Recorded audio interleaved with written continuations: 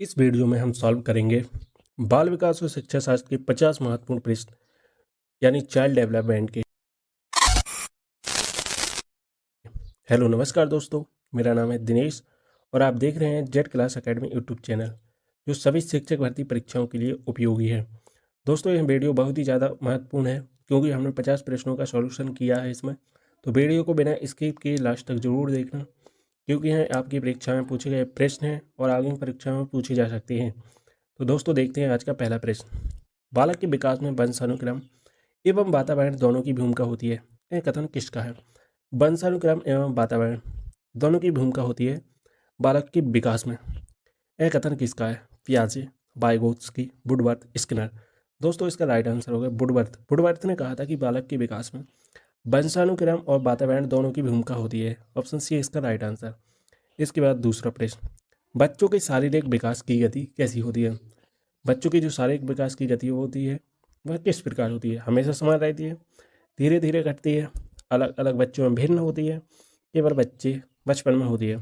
दोस्तों इसका right answer होगा ऑप्शन सी। बच्चों की जो शारीरिक विकास की गति होती है वह अलग अलग बच्चों में भिन्न पाई जाती है, भिन्न भिन्न होती है। ऑप्शन सी इसका राइट आंसर। इसके बाद तीसरा प्रश्न, वंशानुक्रम से बच्चे में क्या प्रभावित होता है? दोस्तों वंशानुक्रम से बच्चे में क्या, भाषा सीखने की क्षमता, बुद्धि स्तर, सामाजिक व्यवहार, अध्ययन की रुचि? दोस्तों इसका राइट आंसर होगा ऑप्शन बी, बुद्धि स्तर। वंशानुक्रम से बच्चे में क्या प्रभावित होता है? तो बुद्धि होती है, बुद्धि का स्तर होता है। ऑप्शन बी इसका राइट आंसर। इसके बाद दोस्तों चौथा प्रश्न, पूर्व परिचित ज्ञान के आधार पर नया ज्ञान अर्जित करने किया जाता है, यह किसका सिद्धांत था कि पूर्व परिचित ज्ञान के आधार पर नया ज्ञान अर्जित किया जाता है? ब्रूनर, पियाजे, स्किनर या गार्डनर? दोस्तों इसका राइट आंसर होगा ऑप्शन बी। पियाजे महोदय ने कहा था कि बच्चों को पूर्व ज्ञान से जोड़कर नए ज्ञान का अर्जित कराना उपयोगी रहता है, यानी यह सिद्धांत पियाजे ने दिया था कि बच्चों को सिखाना पूर्व ज्ञान से जोड़कर सरल रहता है या उपयोगी रहता है। इसके बाद पांचवा प्रश्न, बालक का सर्वांगीण विकास किस पर निर्भर करता है? दोस्तों बालक का जो सर्वांगीण विकास है वह किस पर निर्भर करता है? माता पिता पर, समाज पर, वातावरण पर, उपरोक्त सभी? दोस्तों इसका राइट आंसर होगा ऑप्शन बी, सभी पर निर्भर करता है, उपरोक्त सभी। इसके बाद छठवां प्रश्न, शिक्षण विधि में शिक्षक मुख्य रूप से गतिविधियों के माध्यम से पढ़ाने पर जोर देता है। जो शिक्षण विधियों में शिक्षक मुख्य रूप से गतिविधियों के माध्यम से पढ़ाने पर जोर देता है, व्याख्यान विधि, संवाद विधि, अन्वेषण विधि या व्यवहारवादी विधि? दोस्तों इसका राइट आंसर होगा ऑप्शन सी, अन्वेषण विधि। अन्वेषण विधि से शिक्षण विधि में शिक्षक मुख्य रूप से गतिविधियों के माध्यम से सिखाता है। ऑप्शन सी इसका राइट आंसर होगा। इसके बाद सातवां प्रश्न, बालक का मस्तिष्क कोरी पट्टी तबला रासा समान होता है, कोरी पट्टी के समान होता है, यह कथन किसने दिया था? जॉन लॉक, पियाजे, वाइगोत्स्की, स्किनर? दोस्तों इसका राइट आंसर होगा ऑप्शन ए, जॉन लॉक ने दिया था कि बच्चे का मस्तिष्क कोरी पट्टी के समान होता है। ऑप्शन ए इसका राइट आंसर होगा। इसके बाद आठवां प्रश्न, कौन सा शिक्षण सिद्धांत प्रबलन पर आधारित है? रेनफोर्समेंट पर आधारित है, व्यवहारवाद सिद्धांत, संज्ञानात्मक का सिद्धांत, मानवतावादी सिद्धांत या सामाजिक सीखने का सिद्धांत? दोस्तों इसका राइट आंसर होगा ऑप्शन ए, व्यवहारवादी सिद्धांत रेनफोर्समेंट पर आधारित होता है। ऑप्शन ए इसका राइट आंसर होगा। इसके बाद नौवां प्रश्न, अधिगम का सबसे प्रभावी तरीका कौन सा है? रटकर सीखना, अनुभव आधारित सीखना, केवल पढ़ाना या परीक्षा की तैयारी करना? दोस्तों इसका राइट आंसर होगा ऑप्शन बी, अनुभव आधारित सीखना। अधिगम का सबसे प्रभावी तरीका होता है कि अनुभव आधारित सीखना, अनुभव के आधार पर सीखा जाए। ऑप्शन बी इसका राइट आंसर। इसके बाद 10वां प्रश्न, कौन सा शिक्षक अधिगम की सबसे अधिक प्रभावी बना सकता है? कौन सा शिक्षक अधिगम को सबसे अधिक प्रभावी बना सकता है? जो बच्चों को ज़्यादा होमवर्क दे, जो बच्चों को आत्म अन्वेषण करने के लिए प्रेरित करे, केवल पुस्तक से पढ़िए, जो परीक्षा परिणाम पर ध्यान दे? दोस्तों ऑप्शन इसका राइट आंसर होगा ऑप्शन बी, जो बच्चों को आत्म अन्वेषण करने के लिए प्रेरित करे। दोस्तों जहां पर सकारात्मक वाक्य होता है जहां तक आंसर वहीं होता है, इसलिए इसका ऑप्शन बी राइट आंसर होगा, और जहां पर केवल का प्रयोग किया जाता है वहाँ हमेशा रॉन्ग आंसर होता है। ऑप्शन बी इसलिए इसका राइट आंसर होगा। इसके बाद 11वां प्रश्न, बालक सामाजिक प्राणी होता है, एक किसका कथन है कि बालक सामाजिक प्राणी होता है? पियाजे, वाइगोत्स्की, कोलबर्ग या थॉर्नडाइक? दोस्तों इसका राइट आंसर होगा ऑप्शन बी, वाइगोत्स्की के अनुसार बालक सामाजिक प्राणी होता है। दोस्तों सामाजिक का सिद्धांत वाइगोत्स्की के अनुसार उल्लेखित किया गया था, इसलिए जहाँ पर सामाजिक वर्ड यूज हुआ हो वहाँ पर वाइगोत्स्की आंसर हमेशा रहता है। ऑप्शन बी इसका राइट आंसर। इसके बाद 12वां प्रश्न, बच्चों में समस्या समाधान की क्षमता विकसित करने के लिए किस विधि का उपयोग किया जाता है? गतिविधि आधारित शिक्षण, रटकर सीखने की विधि, व्याख्यान विधि, अनुकरण विधि। दोस्तों इसका राइट आंसर होगा ऑप्शन ए, गतिविधि आधारित शिक्षण। बच्चों में जो समस्या समाधान की क्षमता विकसित करने के लिए और गतिविधि आधारित शिक्षण का उपयोग किया जाता है। ऑप्शन ए इसका राइट आंसर होगा। इसके बाद 13वां प्रश्न, कौन सा तत्व बच्चों के सीखने में बाधा उत्पन्न कर सकता है? दोस्तों कौन सा तत्व है जो बच्चों को सीखने में बाधा उत्पन्न कर सकता है? रुचि की कमी, भय और तनाव, गलत अधिगम रणनीति, उपरोक्त सभी। दोस्तों इसका राइट आंसर होगा ऑप्शन डी, उपरोक्त सभी कर सकता है। रुचि भी कर सकती है, भय और तनाव भी कर सकता है, गलत अधिगम रणनीति भी कर सकती है, इसलिए ऑप्शन इसका डी राइट आंसर होगा। इसके बाद 14वां प्रश्न, वाइगोत्स्की के अनुसार सामाजिकरण यानी सोशलाइजेशन किसके लिए आवश्यक है? सामाजिकरण यानी सोशलाइजेशन किसके लिए आवश्यक है? संज्ञानात्मक विकास के लिए, केवल भाषा विकास के लिए, शारीरिक विकास के लिए, खेल के लिए। दोस्तों इसका राइट आंसर होगा ऑप्शन, इसका राइट आंसर होगा दोस्तों ए, संज्ञानात्मक विकास के लिए। वाइगोत्स्की के अनुसार सामाजिकरण किसके लिए आवश्यक है? संज्ञानात्मक विकास के लिए आवश्यक है। इसका राइट आंसर होगा ऑप्शन ए। इसके बाद 15वां प्रश्न, स्कीमा का अर्थ क्या है? मानसिक ढांचा या अनुकरण या पर्यावरण या समाजीकरण। दोस्तों इसका राइट आंसर होगा ऑप्शन ए, मानसिक ढांचा। एक स्कीमा मानसिक ढांचा होता है। दोस्तों जब हम कोई वस्तु को देखते हैं तो उसकी चित्र छाया अपने मस्तिष्क में बना लेते हैं, उसी को हम मानसिक ढांचा कहते हैं, उसी को स्कीमा कहते हैं। ऑप्शन ए इसका राइट आंसर होता है। इसके बाद 16वां प्रश्न, बच्चे की सामाजिकता किस आधार से सबसे अधिक है? दोस्तों बच्चे की जो सामाजिकता किस कारक से सबसे अधिक प्रभावित होती है? पर्यावरण, मित्र, विद्यालय या उपरोक्त सभी। दोस्तों इसका राइट आंसर होगा ऑप्शन डी, उपरोक्त सभी से प्रभावित होती है। इसके बाद 17वां प्रश्न, बालक खेल के माध्यम से अधिक सीखते हैं, यह विचार किस शिक्षाविद का है? दोस्तों किस शिक्षाविद का है कि बालक खेल के माध्यम से अधिक सीखते हैं? पियाजे, फॉवेल या वाइगोत्स्की या ड्यूवी, जॉन ड्यूवी। दोस्तों इसका राइट आंसर होगा ऑप्शन बी, फॉवेल के अनुसार बच्चे खेल माध्यम से अधिक सीखते हैं। बच्चों को जैसे ही हम खेल के रूप में सिखाते हैं तो बच्चों को सीखने में मनोरंजन के रूप में सीखता है और मज़ा आता है सीखने में, इसलिए इसका फॉवेल ने सिद्धांत दिया था। इसके अनुसार बी राइट आंसर है। 18वां प्रश्न, किस आयु वर्ग के बच्चे सहकारी खेल में अधिक रुचि लेते हैं? दोस्तों हैं किस आयु के बच्चे होते हैं जो सरकारी खेल में सहकारी खेल में कब कोऑपरेटिव प्ले में अधिक रुचि रखते हैं? कोऑपरेटिव प्ले में अधिक रुचि रखते हैं 2 से 3 वर्ष, 4 से 5 वर्ष, 6 से 7 वर्ष या 8 से 10 वर्ष। दोस्तों इसका राइट आंसर होगा ऑप्शन सी, 6 से 7 वर्ष के बच्चे कोऑपरेटिव प्ले में अधिक रुचि रखते हैं। ऑप्शन सी इसका राइट आंसर होगा।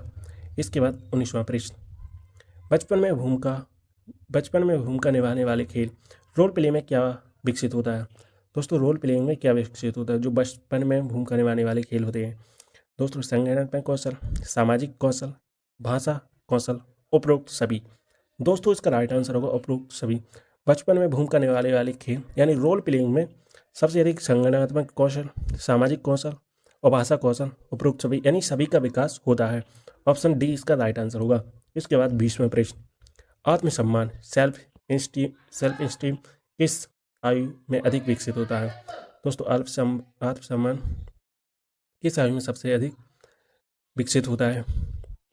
दोस्तों शैशवावस्था, पूर्व बाल्यावस्था, किशोरावस्था, प्रौढ़ावस्था। दोस्तों इसका राइट आंसर होगा ऑप्शन सी, किशोरावस्था में आत्मसम्मान सबसे अधिक विकसित होता है। दोस्तों इसके बाद 21वां प्रश्न, बच्चों में भाषा विकास सबसे तेज किस अवस्था में होता है? दोस्तों बच्चों में भाषा का विकास किस अवस्था में सबसे तेज होता है? 0 से 2 वर्ष यानी शैशवावस्था, बाल्यावस्था, पूर्व बाल्यावस्था, मध्य बाल्यावस्था या किशोरावस्था। दोस्तों बच्चों में भाषा विकास सबसे तेज किस अवस्था में होता है? तो इसका राइट आंसर होगा ऑप्शन बी, बच्चों में 3 वर्ष से 6 वर्ष की अवस्था में यानी पूर्व बाल्यावस्था में सबसे अधिक भाषा विकास होता है। ऑप्शन बी इसका राइट आंसर होगा। इसके बाद 22वां प्रश्न, सार्थक अधिगम यानी मीनिंगफुल लर्निंग की अवधारणा किसने दी? दोस्तों मीनिंगफुल लर्निंग की अवधारणा किसने दी? पियाजे, वाइगोत्स्की, डेविड आसुएल, स्किनर। दोस्तों इसका राइट आंसर होगा ऑप्शन सी, डेविड आसुएल ने सार्थक अधिगम यानी मीनिंगफुल लर्निंग की अवधारणा दी थी। ऑप्शन सी इसका राइट आंसर होगा। इसके बाद 23वां प्रश्न, पियाजे के अनुसार ठोस संक्रियात्मक चरण यानी कॉन्क्रीट ऑपरेशनल स्टेज किस उम्र में आता है? दोस्तों इसका राइट आंसर होगा 0 से 2 वर्ष, 0 से 7 वर्ष, 2 से 7 वर्ष, 7 से 11 वर्ष या 12 वर्ष से अधिक। दोस्तों इसका राइट आंसर होगा ऑप्शन सी, 7 से 11 वर्ष की आयु कॉन्क्रीट ऑपरेशनल स्टेज की आयु कहलाती है जीन पियाजे के अनुसार। Option C right answer. इसके बाद 24वां प्रश्न, बालक किस प्रकार की गतिविधियों में सबसे अधिक सीखते हैं? दोस्तों कौन सी गतिविधियां होती हैं जिसमें बालक सबसे अधिक सीखते हैं? व्याख्यान सुनकर, क्रियाकलाप यानी एक्टिविटी के माध्यम से, केवल सीखकर या लिखकर या रटकर। दोस्तों इसका राइट आंसर होगा ऑप्शन बी, बच्चे क्रियाकलाप यानी एक्टिविटी के माध्यम से सबसे अधिक सीखते हैं। ऑप्शन बी इसका राइट आंसर होगा। इसके बाद 25वां प्रश्न, इसके फोल्डिंग की अवधारणा किससे संबंधित है? पियाजे, वाइगोत्स्की, कोलबर्ग, ब्रूनर। दोस्तों इसका राइट आंसर होगा ऑप्शन बी, वाइगोत्स्की के अनुसार इसके फोल्डिंग की अवधारणा संबंधित है, इसी के वाइगोत्स्की से संबंध रखती है। ऑप्शन बी इसका राइट आंसर होगा। इसके बाद 26वां प्रश्न, कोलबर्ग के अनुसार नैतिक विकास में कितने स्तर होती हैं? दोस्तों कोलबर्ग ने नैतिक विकास के कितने स्तर बताए हैं? इसका राइट आंसर होगा ऑप्शन बी, 3 स्तर बताए हैं। दोस्तों यह सामान्य सा प्रश्न था। ऑप्शन बी इसका राइट आंसर होगा। 27वां प्रश्न, निम्नलिखित में से कौन सा कोलबर्ग के नैतिक विकास के सिद्धांत का स्तर नहीं है? पूर्व परंपरागत स्तर, प्री कॉन्वर्जेशनल लेवल या परंपरागत स्तर, उत्तर परंपरागत स्तर, आत्म परिवर्तन स्तर। दोस्तों इसका राइट आंसर होगा ऑप्शन डी, आत्म परिवर्तन स्तर नैतिक विकास के सिद्धांत का स्तर नहीं है, यह कोलबर्ग से संबंध नहीं रखता। ऑप्शन डी इसका राइट आंसर होगा। इसके बाद दोस्तों 28वां प्रश्न, बच्चे जब अच्छे बुरे का निर्णय माता पिता और समाज के नियमों के आधार पर करता है तो वह किस स्तर पर होता है? पूर्व परंपरागत, परंपरागत या उत्तर परंपरागत या कोई नहीं। इसका राइट आंसर होगा ऑप्शन बी, परंपरागत स्तर पर बच्चा सीखता है। इसके बाद 29वां प्रश्न, नैतिक यानी मोरालिटी किससे प्रभावित होती है? दोस्तों नैतिकता किससे प्रभावित होती है? पारिवारिक परिवेश से, सामाजिक नियमों से, व्यक्तिगत अनुभव से, उपरोक्त सभी। दोस्तों इसका राइट आंसर होता है ऑप्शन डी, बच्चों पारिवारिक परिवेश से, सामाजिक नियमों से और व्यक्तिगत अनुभव से प्रभावित होती है। ऑप्शन डी इसका राइट आंसर होगा। इसके बाद 30वां प्रश्न, सामाजिक अनुबंध और व्यक्तिगत अधिकार किस नैतिक विकास स्तर का भाग है? दोस्तों सामाजिक अनुबंध और व्यक्तिगत अधिकार किस नैतिक विकास स्तर का भाग है? पूर्व परंपरागत स्तर, परंपरागत स्तर, उत्तर परंपरागत स्तर, कोई नहीं। दोस्तों इसका राइट आंसर होगा ऑप्शन सी, उत्तर परंपरागत स्तर इसका राइट आंसर होगा।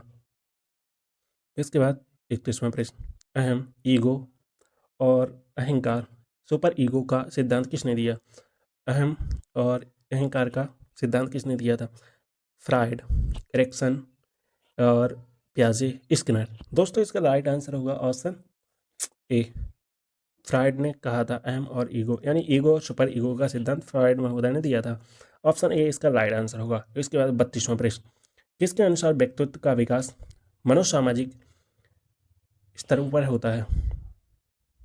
साइकोसोशल, ए फ्राइड, एरिक्सन, वाइगोत्स्की, पियाजे। दोस्तों इसका राइट आंसर होगा ऑप्शन बी, एरिक्सन के अनुसार व्यक्तित्व का विकास मनोसामाजिक स्तरों पर होता है। ऑप्शन बी इसका राइट आंसर होगा। इसके बाद 33वां प्रश्न, एरिक्सन के अनुसार किशोरावस्था में मुख्य विकासात्मक संघर्ष क्या होता है? दोस्तों एरिक्सन के अनुसार किशोरावस्था में मुख्य विकासात्मक संघर्ष क्या होता है?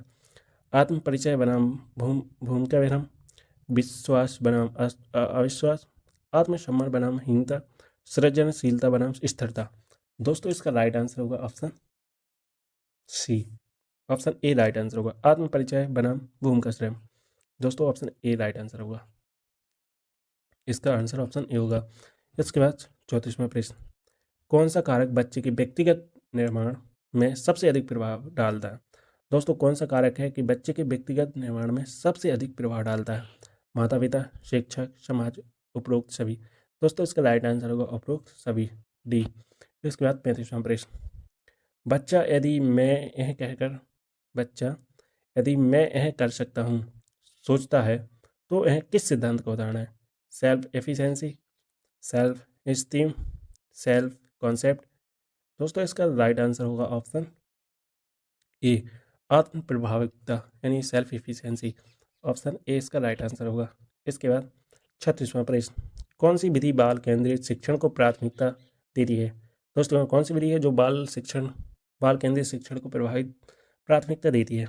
व्याख्यान विधि, गतिविधि आधारित विधि, अनुकरण विधि, रटकर सीखने की विधि।